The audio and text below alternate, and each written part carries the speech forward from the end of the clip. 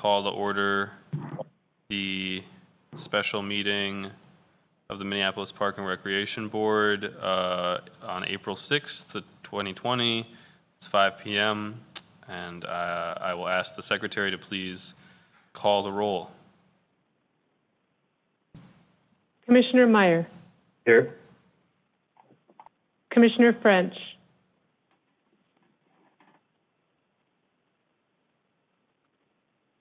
Here.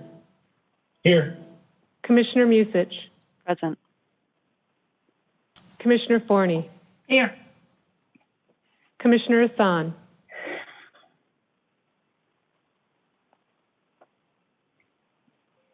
Here. Vice President Vita.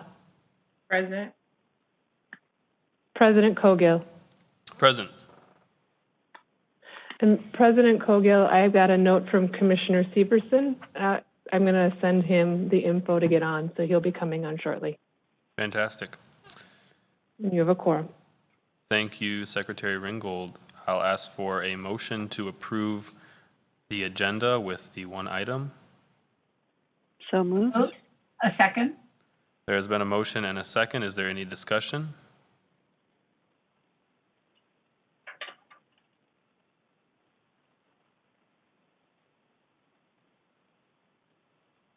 Seeing none, I'll ask the secretary to please take the roll on approving the agenda.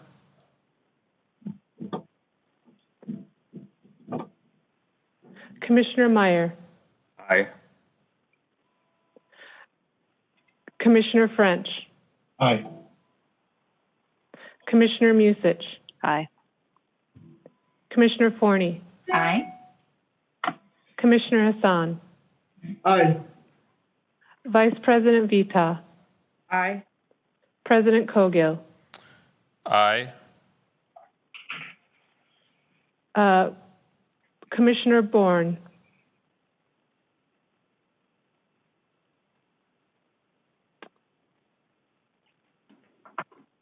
Commissioner Bourne may still be connecting. Commissioner Bourne.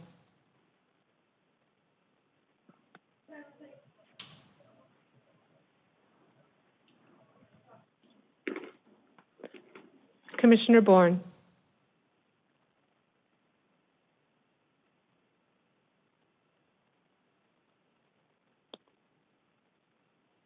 President Cogill, you have 7 ayes, 2 absent.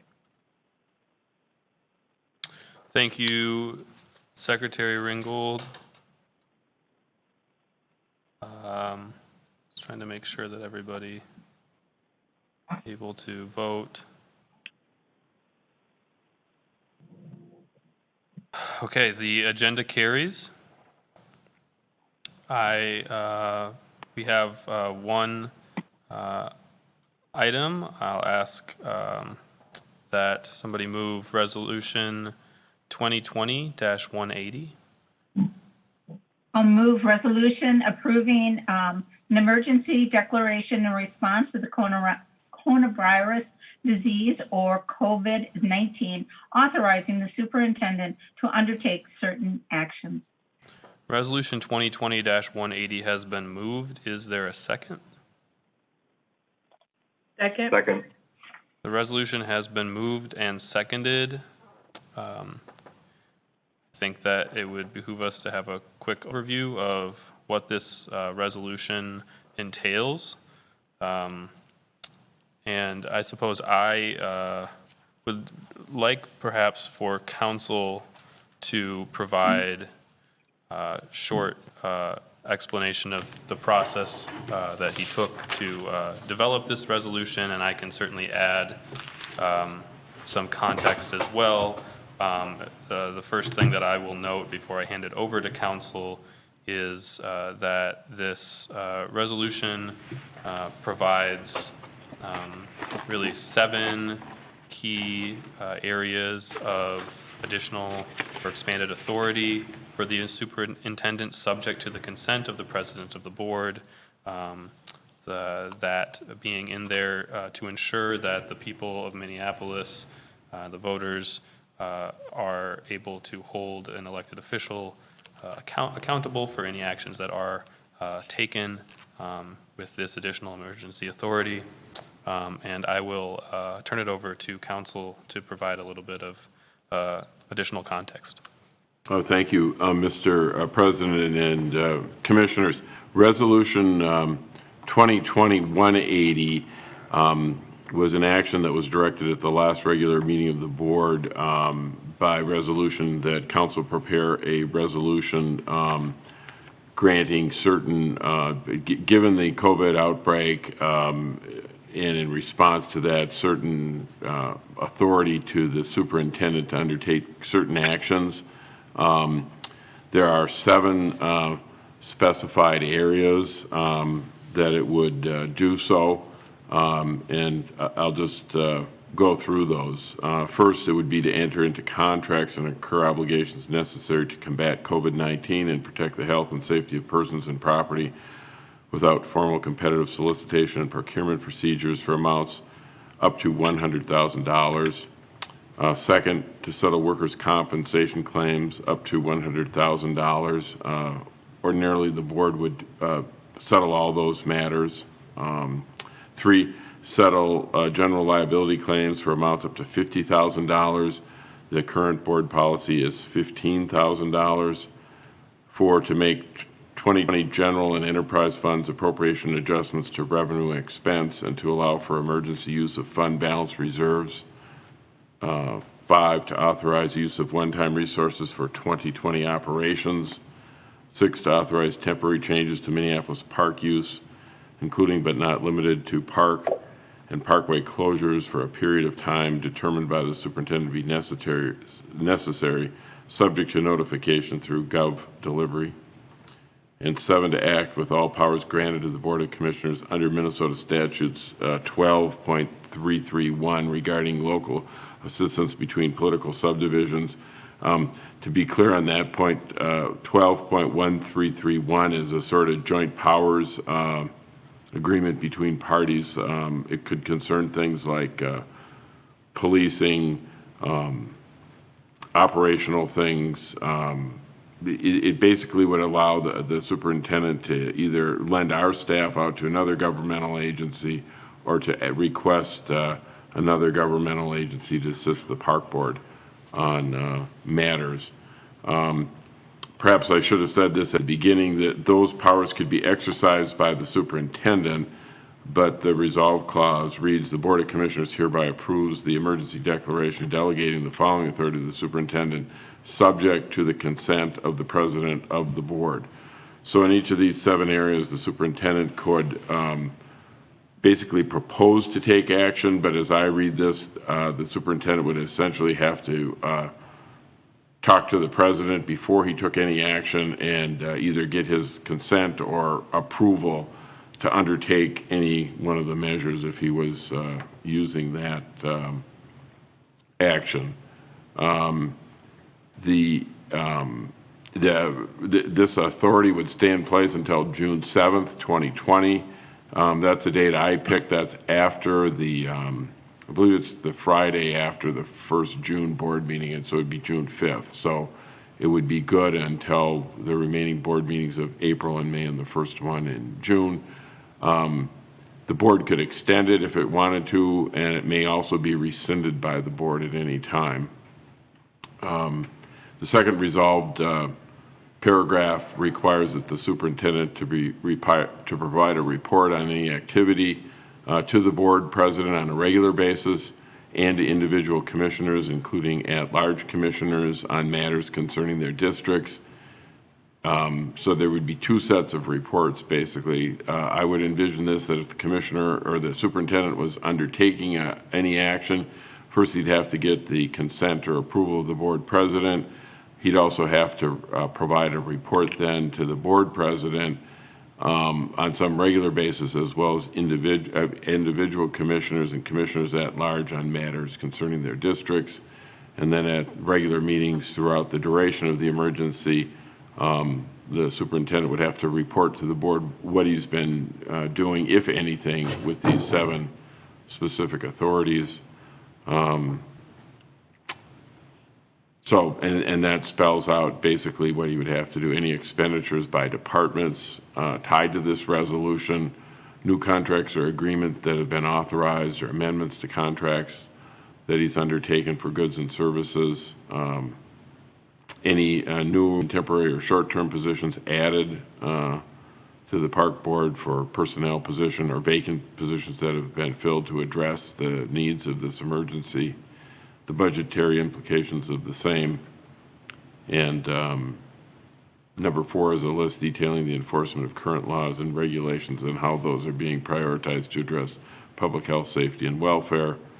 And also 5 would be that if the board is providing assistance to other agencies, he would have to advise the board, the superintendent, commissioners with respect to those activities. Thank you, Council Rice, for that overview. And I will then ask the superintendent if he has anything to add in regarding the context and ability to perform these additional duties. Thank you, President Cogill. No, I think Council Rice was thorough in the resolution and kind of walking through it, and I do appreciate the conversation that we've had together, President Cogill and Council Rice and Vice Chair Vita, and so it's been, I think that this is spelled out pretty well, and I do believe that it meets the, especially during this time of this pandemic and emergency, I think it meets what I need, working, of course, with you, President Cogill. I think it meets everything that I'm looking forward to execute my duties and responsibilities to the organization and to the board. Fantastic. Thank you, Superintendent. Is there any discussion on Resolution 2020-180?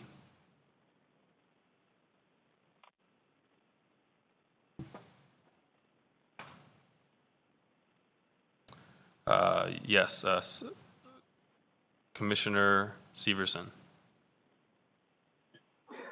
Thank you, President Caldwell. Can you hear me? Yep. All right, thank you. Sorry, I tapped in late. I couldn't get the link to work earlier. I'm not going to be supporting this evening. I have 2 concerns about other people's views for the north side, such as closing parkways. I believe if President Cowgill could have closed all of the parkways, I believe the north side would be pretty upset. And that's probably something that without a voice from the north side saying that we don't want something like that, that it probably could have happened. So this evening, I'm going to be voting no for pretty much all of this. I believe we are elected officials to do a job and represent our constituents from our specific communities. So with all due respect, I would encourage other commissioners to also vote no. Thank you, Commissioner Severson. Commissioner Bourne.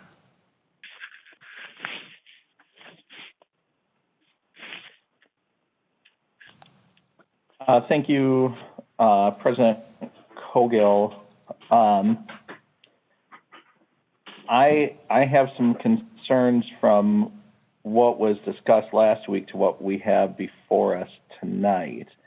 I share some of Commissioner Severson's concerns. It sounds like the way that this is written now, that board members are abdicating their authority to the president of the board and not to the superintendent of the parks. I don't have reservation with most of the language in this, and I think most of the language is prudent. My 2 points of concern, I'm having trouble with the interface with having Zoom open at the same time here. Let me try to get back to this. The 2 points of concern that I have are the first, resolved clause with consent of the president of the board. Most of these are emergency contractual powers that we're giving. So at this point, in some cases, we're actually limiting the superintendent's authority with that provision under the first clause.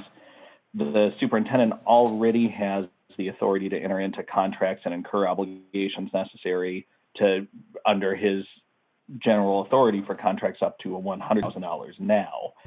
By having this consent of the president of the board clause, that actually slows down the superintendent's ability to act. The superintendent can execute any contract that she or he wants right now, up to $100,000 without consent of the president of the board.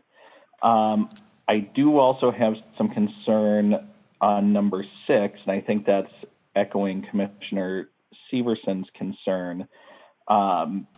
With all due respect, I think the board has taken action on parkways, and we had a split vote on that. But I think the board came to a conclusion for now on parkways, and I don't know if I'm interested in having having President Cogill be the arbiter of what parkways are open and closed throughout this crisis. So I think I would be comfortable with just with one amendment to this.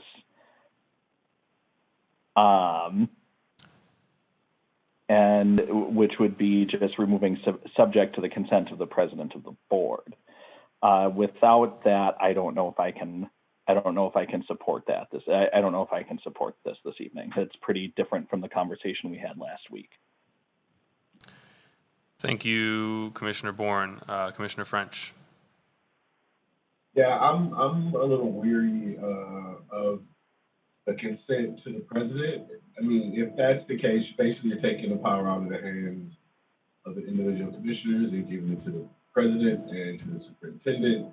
I'm already weary about giving extra powers to our superintendent, which I have total confidence in. I'm just weary of relinquishing the power that was given us by the voters of Minneapolis. If he can consult with the president, he should be consulting with the whole board.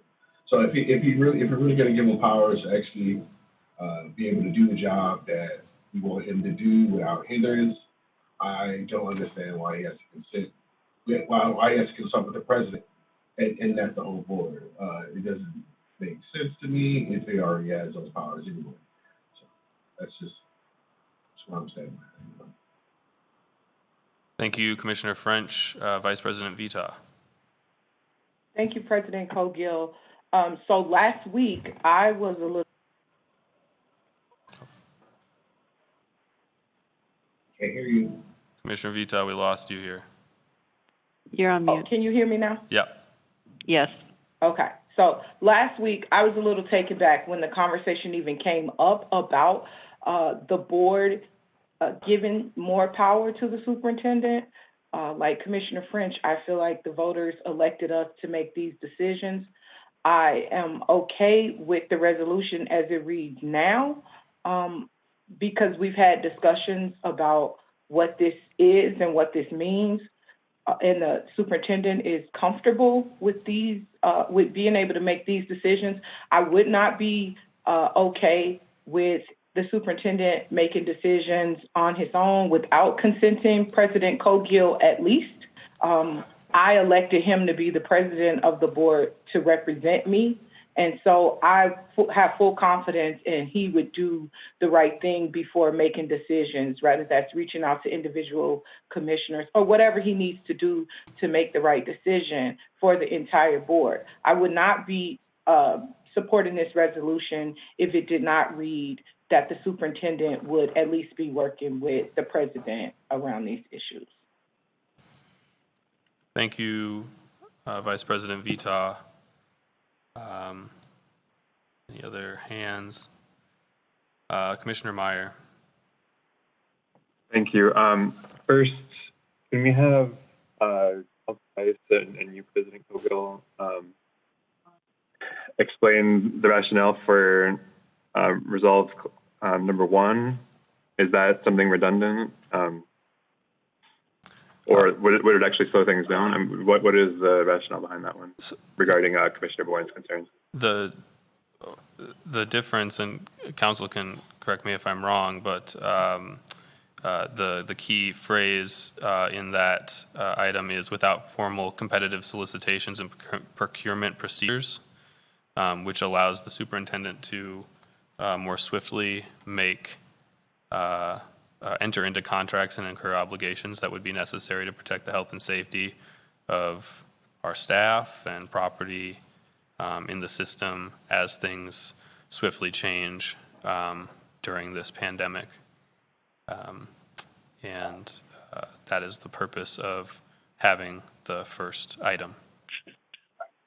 Got it. Okay. So it seems to me like we could put that in there. In regard to item number 6, I think, by having the consent of the president in there, reduces the amount of authority that we're delegating to the superintendent and keeps the commissioners involved in these things. I mean, usually President Kogel will be talking to the commissioners as he decides whether or not to provide consent, so that we're not abdicating all that authority. I would be receptive if people want to add to the end of that sentence for item number 6, with the consent of the district commissioner in which the given parkway is located, something like that. I would move that amendment. Okay. So with the consent of the district commissioner in which the given parkway is located, do you have that, Secretary Ringgold? And I'll second that amendment. Amendment to item number 6 has been moved and seconded. And just to clarify, so this would mean that for a given parkway to have additional closings, you would need both the consent of the district commissioner and the president of the board.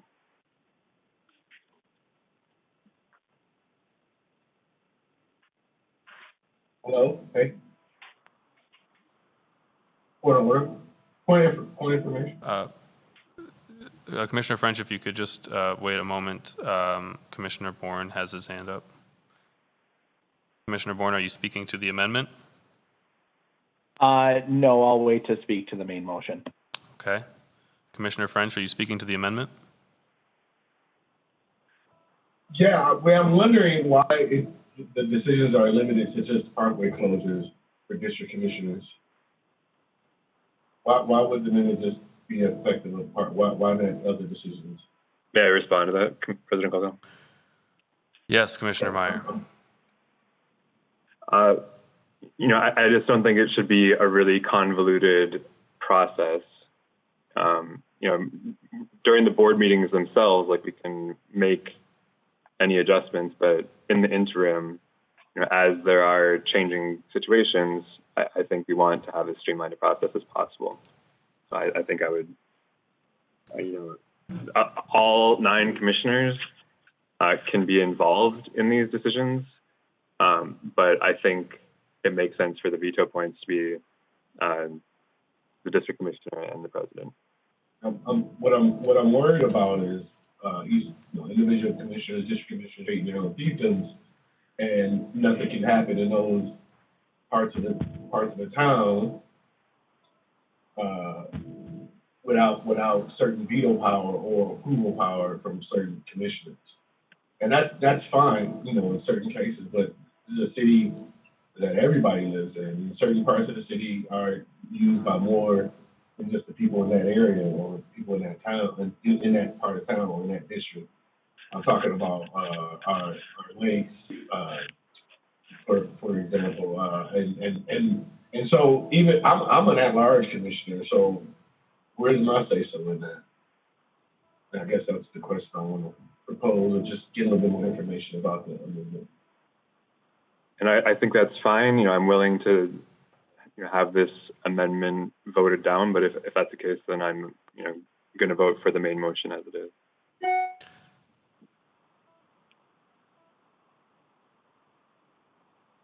Thank you, Commissioner Meyer and Commissioner French. On this item, I was a couple things. I'm fine with the amendment. It is really the only item within these 7 that pertains to geographical issues within the system, specifically, but depending on how it's played out.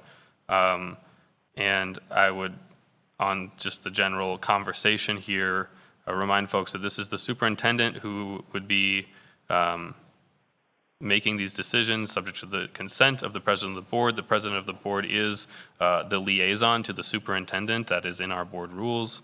It would be certainly a major responsibility, as it already is, to be ensuring that the board is aware of and well communicating with the board president on any of the potential uses of this additional authority.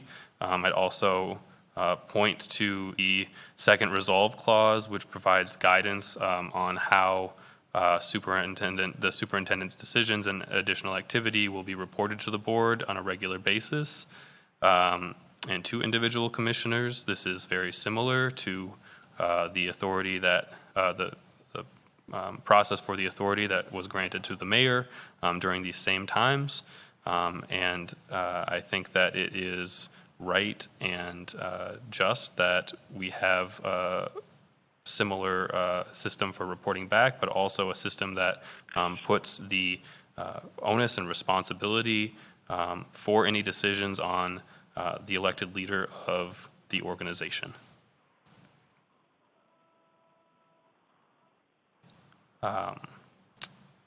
Commissioner French for the second time on the amendment.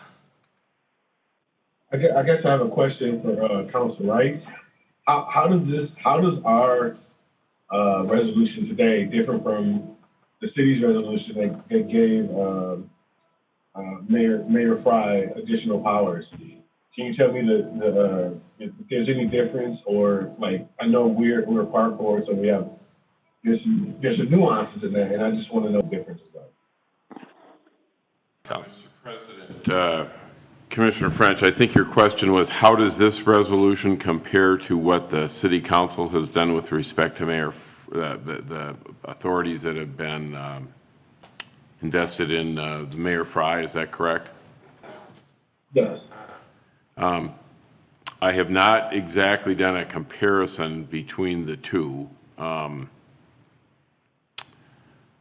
think that in general, given the size and the scope of the city, I think his emergency powers were somewhat greater, given the number of areas that the city would deal with. They had a lot to do with commerce and regulatory things in the city. I don't have a perfect answer for you that, Commissioner French, and I hate to opine on how I would compare these two. That's okay. I just one more question, Council Rice. Does the mayor have to get approval from anybody else before he enacts his emergency powers? President Kogel, Commissioner French, as I understand it, they established an executive committee that consisted of the council president, I believe the council vice president. So there's at least 3 on that board. I'll try it as the discussion goes on to look it up. I would say you're being asked to do something a little bit differently, because the mayor is the elected official, and so are the other 2 people on that board, and I'm not exactly sure if the mayor is solely vested with the power to make the decision, or if it's get granted to the committee. I would say this is a little bit different in terms of how the park board is organized, because you do have the elected you are the elected body, you are the park board, and you're by charter, and in most cases, unless you've delegated the power, are the decision makers. And it's your power to control and make certain decisions on. And in this case, it, I guess, depends on how the board looks at this and what they feel are duties that you might not be able to exercise between meetings, that you want to invest the superintendent with the authority to make certain decisions. So that's, I think that's how I would look at it, at least. I'll try to find out the city's, while the discussion goes on, see if I can answer that question about the powers of the mayor compared to this resolution. With that being said, thank you, Councilor Rice. I appreciate that. With that being said, I would be interested in possibly amending the resolution to possibly contain maybe an emergency subcommittee of 3 commissioners who would counsel along with President Kogo to make some of those decisions. Thank you, Commissioner French. After we finish on the current amendment at hand, we can visit that amendment. Thank you. Commissioner Musich on the amendment. I actually raised my hand so that Commissioner Forney could speak. She doesn't know where her Okay. raise hand button went, so. Commissioner Forney. Thank you, Commissioner Musich and President Cogill. Yes, I appreciate the discussion about, what other levels of government are doing. I do not find that the resolution as it's being written or as it states is any different than what I have reviewed with, in particular, the City Council, the mayor. And so I appreciate, the way it's written as is. I hear that, the possibility of, allowing district commissioners to have the oversight. It's just laying, to me, it's adding one more layer. And so I would like, to stay as it is written, and, that this is being channeled through the president. And so I would encourage people to support it the way the resolution is written. Thank you for. Thank you. Thank you, Commissioner Forney. Seeing no other hands, Commissioner Bourne for the second time on the amendment. Thank you, President Cogill, for the second time. Just as a reminder why I think that this is important, and I appreciate Commissioner Meyer's recognition of the importance of including district commissioners in on this decision. The President talked about the necessity for communicating with the board and making sure that district commissioners were aware of items that were happening in their district. I'll remind board members that I mentioned last week a point of frustration around Minnehaha Parkway, or excuse me, the Lake Harriet Parkway closure was, I learned about that through reading the Southwest Journal.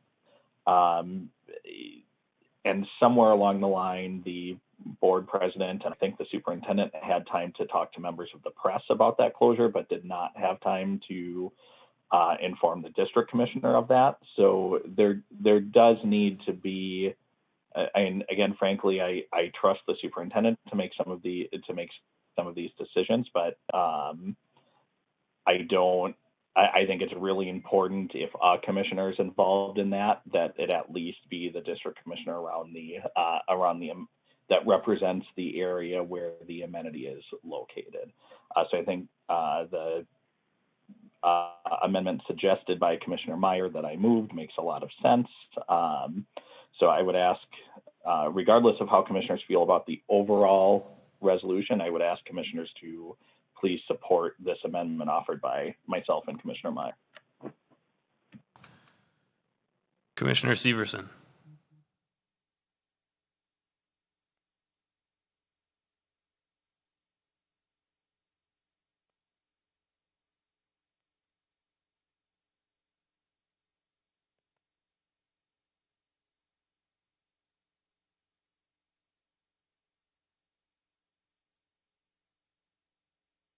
Commissioner Severson. Oh, I'm sorry. Can you hear me? Yep. Thank you. Appreciate it. I too share concerns about this issue. Again, I was not aware that we were closing Rice Parkway or West River Parkway, however you want to phrase it. Sometimes I believe people even on this commission don't believe that the North Loop is located in District 2, which represents North Minneapolis, including the North Loop.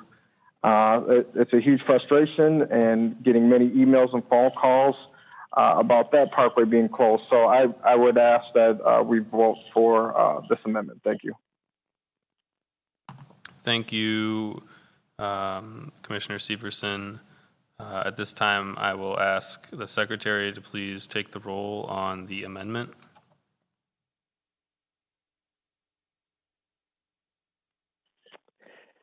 Commissioner Meyer, Aye. Commissioner Severson, Aye. Commissioner Bourne, Aye. Commissioner French, Pass.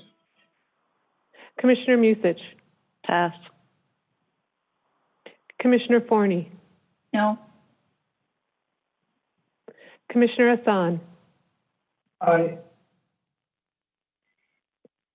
Vice President Vita, Aye.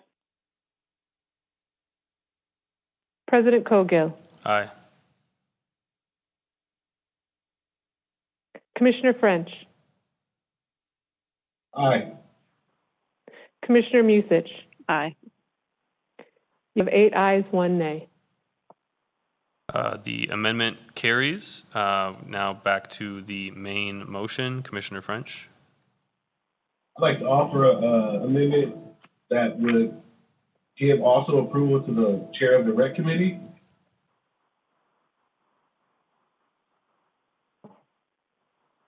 I would like the chair of the rec committee to be consulted in any major decisions that have anything to do with anything in the recreation division. I'd second that.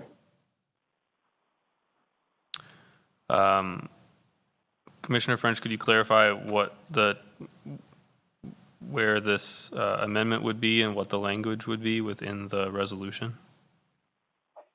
The language would be that the rec chair would have the same veto power as district commissioners in certain districts. For item number 6? Yeah. Okay. Are we to clarify it a little bit more? Point of inquiry. Yes, Commissioner Bourne. Thank you. To the motion maker, am I understanding it right, Commissioner French, that this would read something to the effect of under number 6 to authorize temporary changes to the Minneapolis Park use, including but not limited to parkway and parkway closures, subject to a period of time determined by the superintendent to be necessary, subject to approval of the district commissioner and chair of the recreation committee in the impacted area, and then continue with the gov delivery statement. Am I understanding that right? Sounds good, Commissioner Bourne. Okay.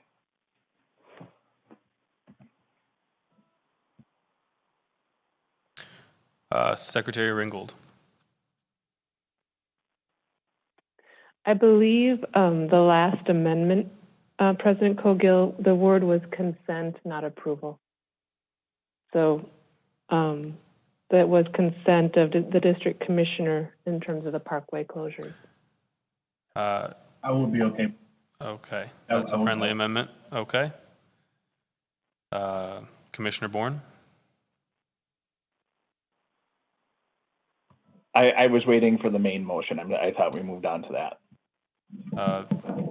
Commissioner French has made an amendment, a suggested amendment. Is there a second to his amendment? A point of order, I think it was seconded by Commissioner Severson, if I heard right. You did. There has been a motion and a second. Is there any discussion on Commissioner French's motion? Seeing none, will the secretary please call the roll? I like to say, President Cole. The reason I issued this amendment was, I think, like, one of the biggest things that we do at the park board are our rec programming. And I think it's really important that there's an elected official, me or you, that have some say so in that. I've gotten so many emails in the last week or two about basketball courts, and I want to make sure that we're not going to be punitive to kids who have nothing to do right now. So that's really my real big rationale behind that. I want to make sure that I can have some input, or whoever the rec chair is can have some input about what's going on our playgrounds and our parks. So I'd really like if other commissioners would give the rec chair that privilege. Thank you. Thank you, Commissioner French. Commissioner Meyer. I'm confused about this because the basketball courts don't have anything to do with item 6, so that doesn't make sense to me, so I'll be voting against it.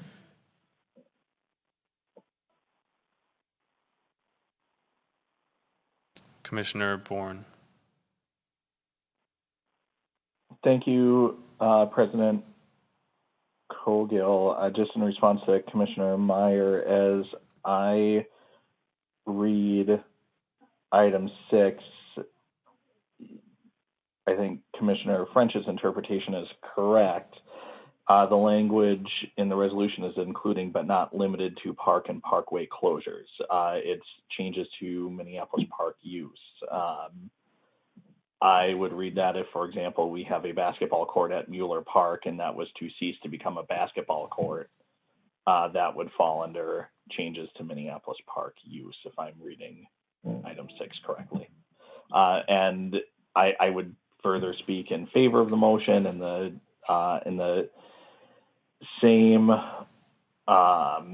vein as we all have confidence in President Cogill. President Cogill appointed a recreation chair that we all have confidence in being the one of the foremost authorities in the city in Minneapolis park use. And I think it would be highly appropriate for the chair of the Recreation Committee to have input on temporary emergency changes to Minneapolis park use. So I would support Chair French's amendment.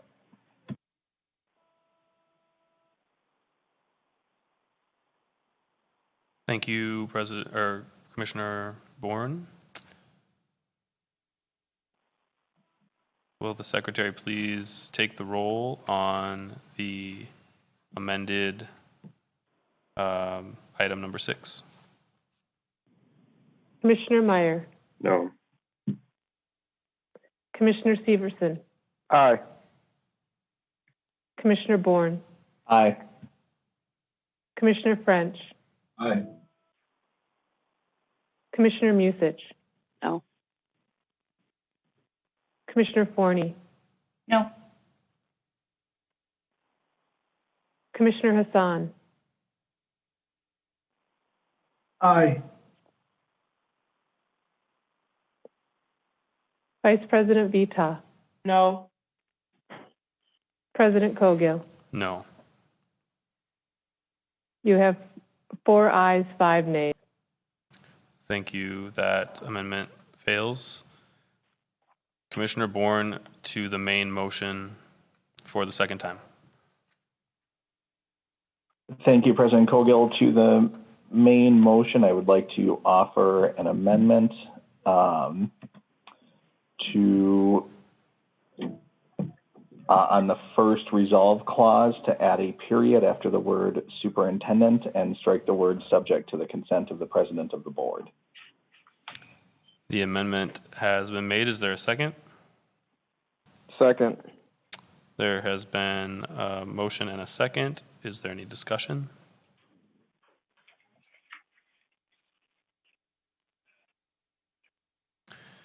Seeing none, I'll ask the secretary to please take the roll.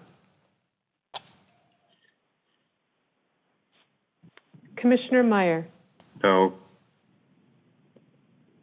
Commissioner Severson, Aye. Commissioner Bourne, Aye. Commissioner French, Aye. Commissioner Musich, No. Commissioner Forney, No. Commissioner Hassan, Aye. Vice President Vita, No. President Cogill. No. You have 4 ayes and 5 nays. That amendment does not carry. We are on the main motion. Looking to see if there's any other discussion on Resolution 2020-180.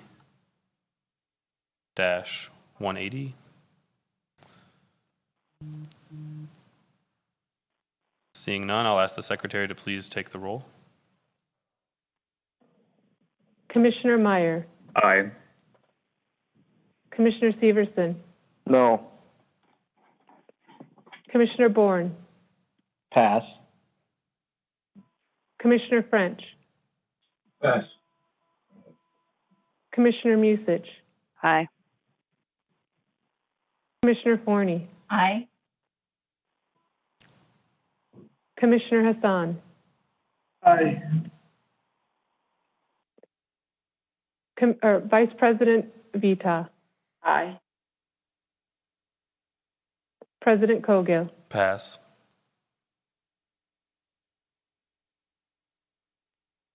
Commissioner Bourne,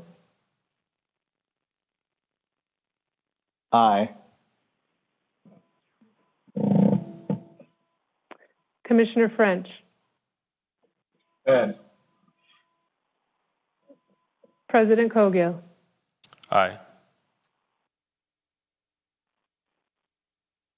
Commissioner French, Aye. you have 8 ayes and 1 nay. The resolution carries. I will ask for a motion to adjourn. So moved. Do I have a, Second. I have a motion and a second. Will the secretary please take the roll on adjournment? Commissioner Meyer, Aye. Commissioner Bourne, Aye. Commissioner Severson, Aye. Commissioner Musich, Aye. Commissioner French, Aye. Commissioner Forney, Aye. Commissioner Hassan, Aye. Vice President Vita, Aye. President Cogill. Aye. You have 9 ayes. Thank you all very much. Enjoy your evening and stay safe. Let's just hang out for a minute. Bye. Everybody grab food or drink. Thanks, President Cogill. I'd like to make a request of the IT staff. Could we get like a how-to tips sheet distributed to everyone on how to get to the raise hand screen?